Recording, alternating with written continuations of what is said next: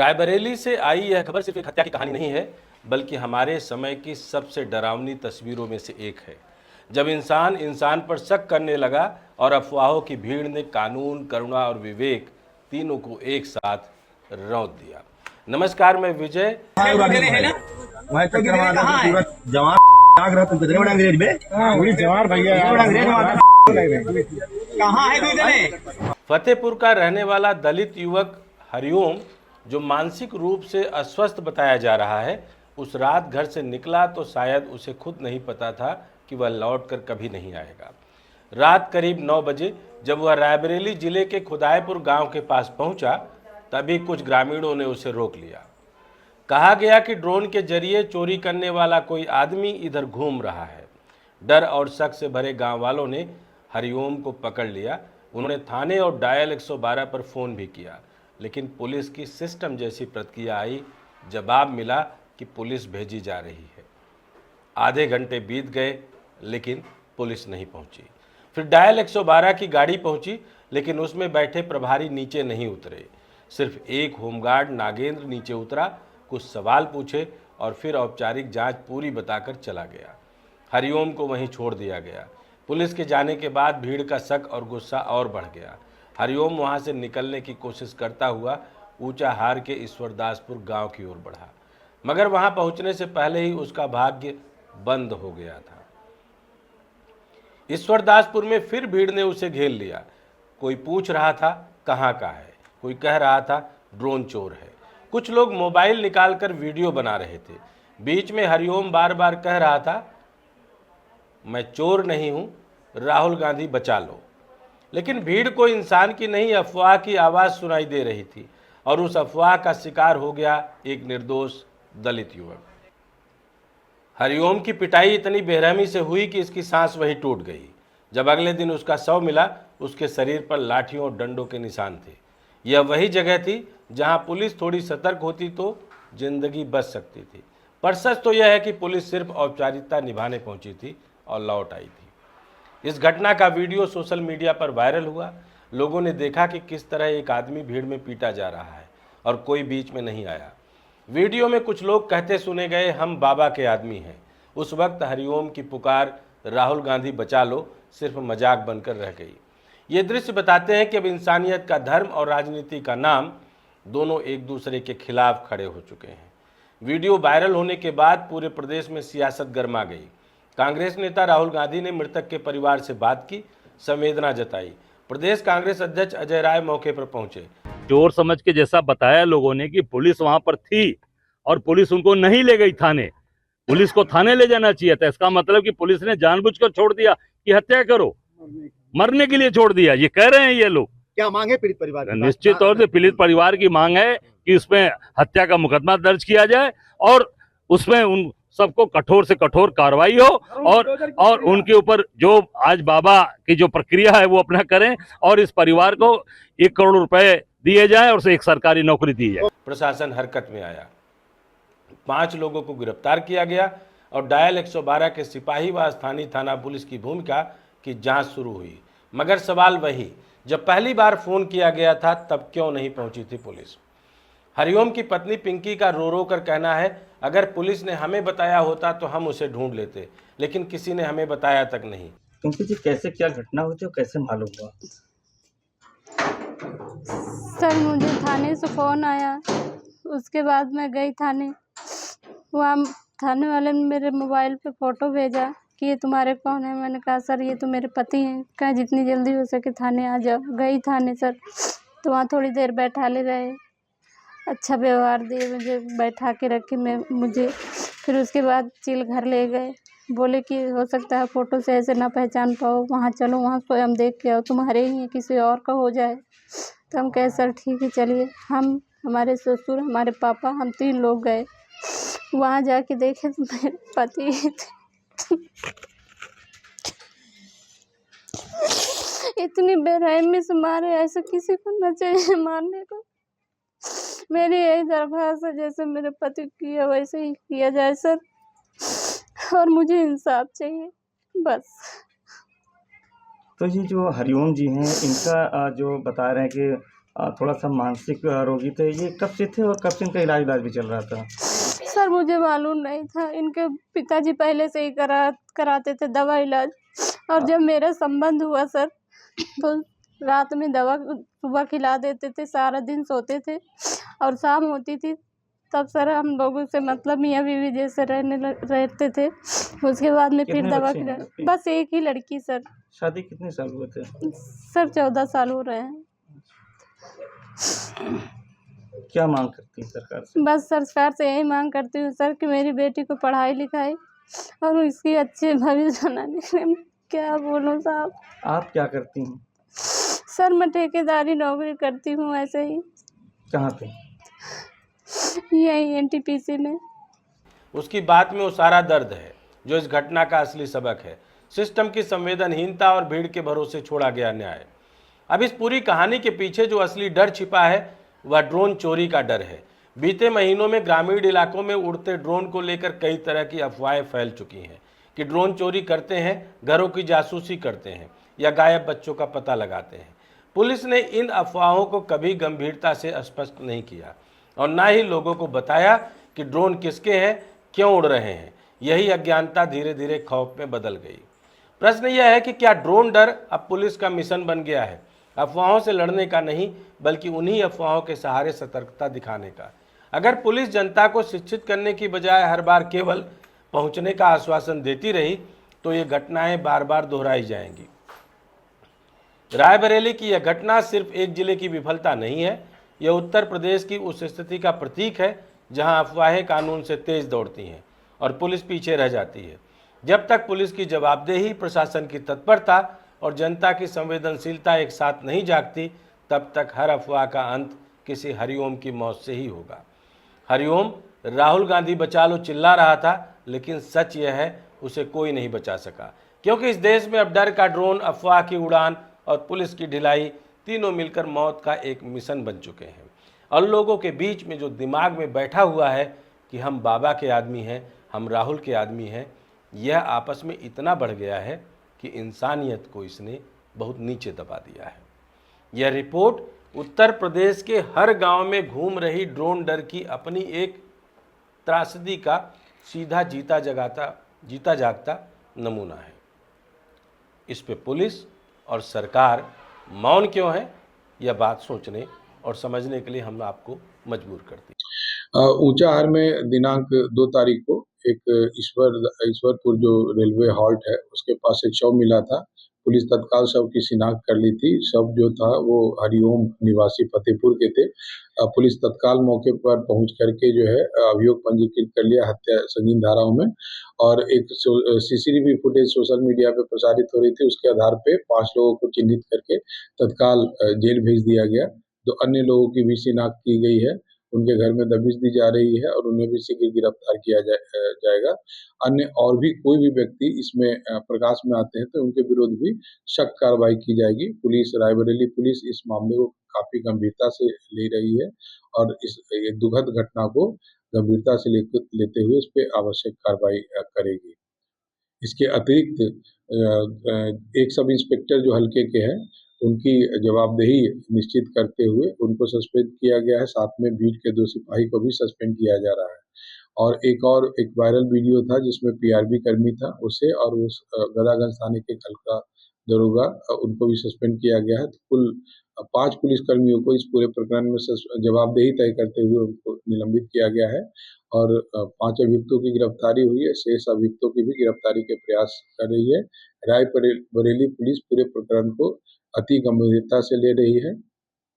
तो जिससे देखा जाए सोशल मीडिया पे अब उसको लेके काफी ट्रोल किया जा रहा है, तो उसको किस तरह से माहौल पे किस तरह से निगरानी रखना है, आपको क्या करना है? ये सोशल मीडिया के माध्यम से एक आग्रह और निवेदन करना चाह रहा हूँ कि मृतक के साथ बहुत ही दुर्भाग्यपूर्ण दुखद घटना हुई, वो दलित समाज का था और अभियुक्त भी किसी की जाति नहीं होती है, लेकिन अभियुक्त में दलित वर्ग, पिछड़े वर्ग एवं अन्य सवर्ण जाति के भी लोग हैं।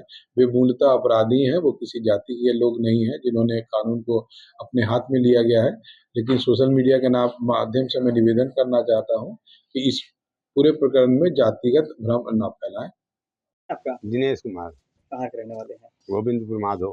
क्या हुआ था 1 अक्टूबर को, क्या हुआ था? 1 अक्टूबर को साढ़े 9 बजे रात के करीब 50-60 लोग लेके एक अज्ञात आदमी को आए, जो चोर चोर कह रहे थे। उसको यहाँ ला के बिठाया। उसके बाद हमारी समझ में आया कि ये चोर नहीं है, कुछ मानसिक विच्छेद है। तो हमने उसको थाना प्रभारी को कॉल करवाया। पुलिस नहीं आई तो 112 डायल किया गया। 112 आई, उसको ले नहीं गई, पूछताछ किया, छोड़ दिया। उसके बाद ये घटना। कैसे मालूम पड़ा आपको कि इसकी हत्या वहाँ पे हो गई है? नहीं, ये वीडियो वायरल हुआ तो सुबह हत्या का खुलासा हुआ। अच्छा, क्या लग रहा था, वो मानसिक रोगी था या फिर एकदम फिट था वो? नहीं, फिट नहीं लग रहा था ना, वो देखने में तो फिट लग रहा था, लेकिन मानसिक विक्षेप था वो। क्या बता रहा था, आपसे कुछ बताया था? कि उसने बताया कि मैं फतेहपुर का रहने वाला हूँ, ऊंचा हाट जा रहा हूँ। अच्छा, मोबाइल वगैरह था उसके पास? उसके पास कोई भी सामान नहीं था। कितने बजे घटना थी ये रात? ये 9 साढ़े 9 बजे के बीच की बात थी और 10 बजे करीब PRB आई है। अच्छा, किसकी लापरवाही है इसमें? इसमें पुलिस की लापरवाही साफ साफ है। हमारा नाम श्यामू है। श्यामू जी, क्या घटना हुई थी और कैसे आपको जानकारी हुई पूरी बात? घटना ये घटी कि जो मतलब ये जो ढाबा है हमारे पिताजी का है और हमारे पास फ़ोन किया जाता कि आप ढाबे पर आ जाइए। संदिग्ध चोर के रूप में 40-50 लोगों ने उसे घेर रखा है। हम वहाँ बाइक से आते हैं, पता करते हैं तो मतलब यहाँ फ़ोन पुलिस को कर दिया जाता है। पुलिस नहीं आती, हम आधे घंटे इंतज़ार करते हैं। उसके बाद मैं ही अपने नंबर से कॉल कर देते, 112 का PRB 1770 आती है। उसका जो दीवान था वो गाड़ी पे बैठा रहता, उसमें के 2 होमगार्ड उतरते और उनसे पूछताछ करते हैं, क्या हुआ, कैसे, मतलब कहाँ जा रहे थे। तो पूरी बात बताता है कि मैं फतेहपुर का रहने वाला हूँ, ऊंचा हाथ जा रहा हूँ। उसके बाद वो गाड़ी के पास दीवान मतलब गाड़ी पे बैठा रहता है, गाड़ी के पास बुलाता है और गाड़ी पे बैठे-बैठे उससे पूछताछ करता है। उससे पूछताछ में पूछता है कि आपको किसी ने मारा पीटा तो नहीं, आप कहाँ के रहने वाले, कहाँ जा रहे हो। कुछ वो मानसिक संतुलन से गड़बड़ था, इसकी वजह से वो मतलब PRD के जो जवान थे वो बोलते हैं कि आप इन्हें ले चलो। वो दीवान जो बोलता है आप लोग अपनी ड्यूटी करिए, मतलब इसे जहाँ जाना होगा चला जाएगा, ये हमारा काम है, आप लोग अपनी ड्यूटी करिए, हमें अपनी ड्यूटी करने दी जाए। कुछ बताया था वो कहाँ का रहने वाला है, कहाँ जाना? वो बताया था कि हम फतेहपुर के रहने वाले हैं, ऊंचा हार जा रहे थे, इतनी बात बताया था। सुबह जब वीडियो कैसे आपको पता चला? जब वहाँ पर उसका पता चला कि उसकी मौत हो गई, किसी वीडियो के माध्यम से हमको पता चला तो हमको जानकारी हुई। क्या लग रहा था इस तरह से मारा गया है? अगर उसमें PRB 1770 आई थी, उसे थाने ले जाती है, उसके घर वालों को सूचित करते थे, हादसा इतना बड़ा हादसा नहीं होता। ये मतलब हादसा एक बड़ा ही हादसा है, बड़ा हादसा होने से बच जाता।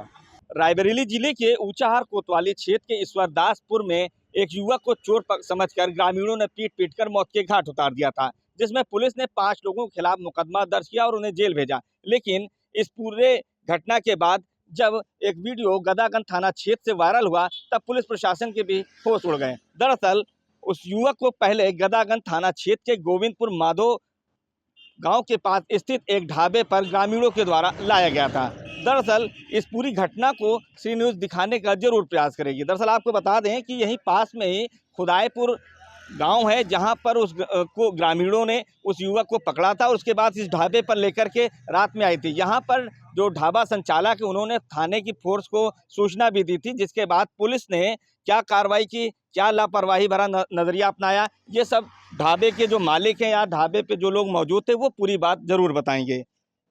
करने का पूरा प्रयास करूंगा। यहाँ पे जो होटल के जो मालिक हैं उनसे बात करेंगे। भैया क्या नाम है आपका? दिनेश कुमार। जी, आप यहाँ पर क्या करते हैं और कौन है यहाँ पे? यहाँ पे छोटी मोटी दुकान है, हम यहीं पे रहते हैं, रात दिन 24 घंटे यहीं पे रहते हैं। 1 तारीख की घटना है, एक ऊंचाहार में घटना घट गई थी, उसके बाद एक वीडियो वायरल हो रहा है जिसमें आपके ढाबे का जिक्र दिखाया जा रहा है कि वो यहाँ पर भी रात में आया था।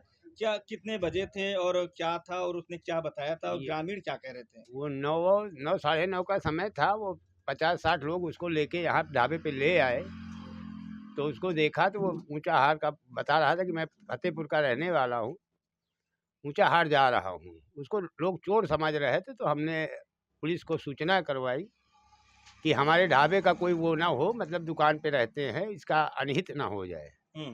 तो वो जो है पुलिस थाना अध्यक्ष को जो है अवगत कराया गया। छोटे दरोगा जो है उन्होंने कॉल किया, कोई मारना पीटना नहीं। 1.5-2 घंटे पुलिस नहीं आई तो फिर PRB को फ़ोन किया गया, 112 डायल को।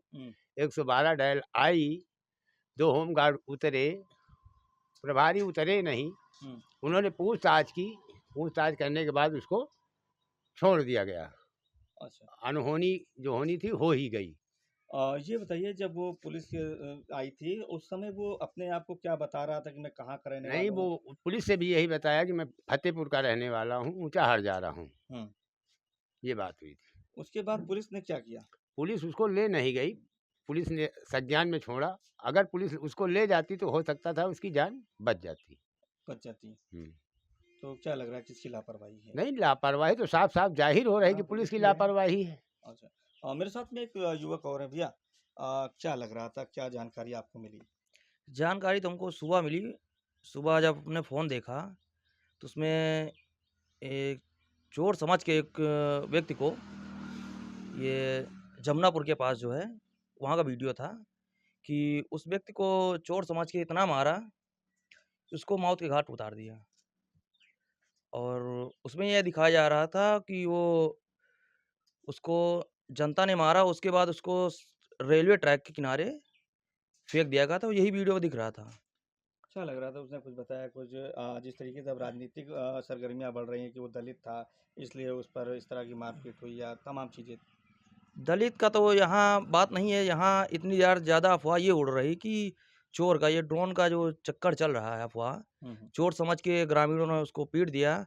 लेकिन इतना ज़्यादा उसको पीट दिया कि उसको मौत के घाट उतार दिया। क्या लग रहा है, अगर पुलिस एक्शन लेती तो? अगर जिस तरह बताया जा रहा कि वो पहले पुलिस को भी सूचना दी गई थी माधोपुर में, तो अगर पुलिस चाहती तो उसको रात भर कस्टडी में रख सकती थी अपने पास, तो शायद उसकी जान बच जाती। मेरे साथ में भैया एक और हैं। भैया जैसे खड़े हो जाइए। क्या नाम है आपका? हमारा नाम श्यामू है। क्या क्या लग रहा है, क्या हुआ था? हमारे पास रात में वही 9:30 बजे फ़ोन आता है। हम किसी गांव में एक प्रोग्राम था वहीं पर थे। हमारे पास फ़ोन आता है कि ढाबे पर मतलब संदिग्ध चोर के रूप में मतलब 100-150 लोगों ने उन्हें पकड़ा हुआ है। उसके बाद हम वहां से आते हैं, यहाँ पर देखते हैं तो भीड़ लगी हुई, 100-150 लोग थे। हमने वहाँ उनसे पूछा कि इनको क्यों पकड़े, तो उन लोग बताए कि हम आगे एक गाँव उधनपुर है वहाँ से लोग पकड़ कर लाएँ कि नहीं ढाबे पर ले चलो, वहाँ पर पुलिस रहती है। यहाँ पर आए तो पता किया तो कि मतलब पुलिस को फ़ोन ये लोग कर चुके थे। यहाँ पर आधा घंटा हमने देखा, यहाँ पर पुलिस नहीं आई। जब पुलिस नहीं आई तो हमने ही अपने फ़ोन से 112 को फ़ोन किया। 112 को फ़ोन किया तो वहाँ से 112 मतलब PRB 1770 आई। PRB 1770 आने के बाद जो गाड़ी के दीवान थे वो गाड़ी से नहीं उतरते। उसके जो 2 होमगार्ड थे वो उनसे पूछताछ करते हैं। पूछताछ करने के बाद वो गाड़ी के पास ले जाते हैं। गाड़ी के पास ले जाते हैं तो दीवान जो था वो गाड़ी से नहीं उतरता है। वो गाड़ी से बैठे बैठे उनसे पूछता है क्या बात हुई, कोई मारा पीटा तो नहीं? वो पूरी बात बताता कि नहीं नहीं नहीं, हमको यहाँ कोई मैं नहीं मारा, हम मतलब फतेहपुर से ऊंचाहार जा रहे थे, यही बात हुई। उसके बाद वो मतलब जो होमगार्ड PRD के थे जो बोल रहे थे कि मतलब इनको थाने लेकर चलो या किसी गाड़ी में बैठा देते, तो वो बोला आप लोग अपनी ड्यूटी करिए, ये मेरा काम है, जो होगा मतलब मैं अपने हिसाब से देख लूँगा। इतना ही कहने के बाद उसे छोड़ देते और चले जाते हैं। क्या लग रहा है कि अगर पुलिस चाहती तो क्या हो सकता था? पुलिस अगर चाहती तो अगर वो मान लो कि रात भर कहीं अगर पुलिस चाहे या कोई भी चाहता अगर उसे रात भर कहीं रोक दिया जाता, वो आगे ही नहीं बढ़ता तो उसकी हत्या ही नहीं होती। अगर पुलिस चाहती तो इसमें कुछ होने वाला नहीं था। उसे अगर रात भर थाने में रखते या उसके घर वालों से पूछताछ करते, हाँ ये आपके घर का है या नहीं है। के बाद में क्या थाने के जो दरोगा थे या कोई और था वो आया था मौके पर? जो डायल 112 के बाद जो प्रेम सिंह मतलब हल्के के दरोगा हैं वो आए थे। उनके मतलब आने में किसी कारण नहीं आ पाए होंगे, आने में थोड़ी देरी हो गई। उसके बाद मतलब वो यहाँ से जा चुका था, उसके बाद उसे ढूंढने गए तो मिला नहीं। अच्छा। तो ये मेरे साथ में गांव के लोग हैं, इनका साफ सा कहना है कि जिस दिन ये घटना हुई थी वहां पर करीब 100 से 150 लोग उस युवक को पकड़ करके लाए थे, क्योंकि रायबरेली में इन दिनों चोरी और ड्रोन का बहुत ही ज़्यादा खौफ देखने को मिल रहा है। और ऐसे में जब उस युवक को वहाँ उस गांव में देखा गया तब लोगों को लगा कि ये चोर है, उसे पकड़ करके यहाँ लाए। और यहाँ पे जब पुलिस को सूचना दी गई तो पुलिस आधा घंटा तक जब थाने की पुलिस नहीं है तब डायल 112 को फ़ोन किया गया। डायल 112 जब यहाँ पर आए तो जो उस वक्त वहाँ उस गाड़ी के जो प्रभारी थे वो गाड़ी से ज़मीन पर उतरना मुनासिब नहीं समझा और ऊपर से ही उन्होंने उससे पूछताछ की और उससे पूछा कि तुम्हें कोई मारा पीटा तो नहीं? उसने बताया कि नहीं, मारपीट नहीं हुई है। तो उसके बाद में वो वहाँ से खाना पूर्ति करते हुए चले गए। इससे साफ जाहिर ये भी हो रहा है कि लापरवाही जो है कहीं न कहीं इस थाने की फोर्स से या यहाँ पे जो डायल 112 PRB है, ये ग्रामीणों का कहना है कि अगर वो चाहते तो उसकी जान भी बच सकती थी। और यहाँ पर जो ग्रामीण हैं, जिस तरीके से पेपरबाजी और जो मीडिया में जिस तरह से खबरें अब चलना शुरू है, तो इनको धमकियाँ भी मिलना शुरू हुई हैं। क्या क्या धमकी मिल रही है और क्या स्टेटस लिखा जा रहा है? ये मतलब एक वीडियो है जो मतलब वायरल हो रहा है। इसमें लिखा हुआ है, खनन माफिया की साजिश से पर्दाफाश, कहीं पर निगाहें कहीं पर निशाना, गदागन एसएचओ ने कथित खनन माफिया मनीष यादव खनन पर लगाई थी रोक। इसी मतलब बात को लेकर एक उल्टा मतलब आप लोग लगा रहे हैं, क्योंकि जो मनीष यादव हैं इनके पास जेसीबी थी और इन्हीं ने जो है इंस्पेक्टर एसओजी नंबर पर कॉल किया था, इसीलिए मतलब मनीष को एक फंसाया जा रहा है ना। ये मतलब किसी सपा नेता के संपर्क में है। किस तरीके क्या क्या धमकियाँ क्या दी जा रही हैं? धमकियां ये दी जा रही हैं कि सपा नेता के मतलब उसमें काम करते हैं। धमकी कौन दे रहा है? मतलब ये मतलब न्यूज़ में चलवा रहे हैं, जो थाने का है इसमें साफ साफ लिखा हुआ है कि जो मनीष यादव मतलब खनन माफिया, इनकी मतलब जेसीबी मतलब 3 महीने से खड़ी हुई है, कोई खनन नहीं हो रहा। मतलब किसी प्रकार का बारिश लगातार हो रही है, ऐसी बारिश में खनन करना क्या मुमकिन है? अच्छा, क्या लग रहा है ये पुलिस के द्वारा कराया जा रहा है या फिर जो उनके शुभचिंतक है पुलिस के उनके द्वारा? देखो, इसके लिए अभी नहीं बता सकते पुलिस करा रही है, शुभचिंतक करा रहे हैं, क्योंकि पूरी जानकारी नहीं है, तुम कैसे बता दे कौन करा रहे हैं, पर ये हो रहा है। तो मनीष यादव का क्या काम करते हैं? जेसीबी है वो खनन करवाते हैं? उनके पास जेसीबी है लेकिन खनन नहीं हो रहा है। उनकी गाड़ी भट्टों पे लगी रहती है। अभी बारिश की वजह से रुकी है, लेकिन यहाँ पर लगातार बारिश की वजह से खनन होना क्या संभव है इस समय में? तो कुल मिलाकर के यहाँ पे जो गांव के लोग हैं, यहाँ पे ये जो क्या नाम बताया था आपने? श्यामू जी का ये कहना है कि उनकी जो पहली बार जो मनीष यादव नाम के एक युवक ने जो पुलिस को सूचना दी थी, उन पर आरोप है कि वो खनन कराते हैं और वो पूरी तरीके से राजनीति का खेल खेल रहे हैं, सपा से भी जुड़े हुए हैं। तो तमाम तरीके की जो तमाम अफवाहें हैं, मैसेज भी वायरल हो रहे हैं। तो ऐसे में जो ग्रामीण है, जो मीडिया में बाकायदा अपनी बातें कह रहे हैं, उन्हें भी डरवाने धमकाने का भी पूरे तरीके से यहाँ पे प्रयास किया जा रहा है कि ये जो बात, सच्चाई की जो बात है वो सामने निकल कर के ना आए और जो बात है वो यहीं पर दब के रह जाएगा। फिलहाल जिस तरीके से गदागन थाना क्षेत्र से एक वीडियो वायरल हुआ, उस पे तमाम तरीके के प्रश्न चिन्ह इस थाने की पुलिस और डायल 112 पुलिस पर पूरी तरीके से जाहिर हो रहे हैं। अब फिलहाल देखना ये होगा कि रायबरेली पुलिस क्या काम करती है और या ऐसे जो लापरवाह लोग हैं उन पर क्या कार्रवाई करती है, ये आने वाला समय बताएगा। महताब अहमद, श्री न्यूज़, रायबरेली।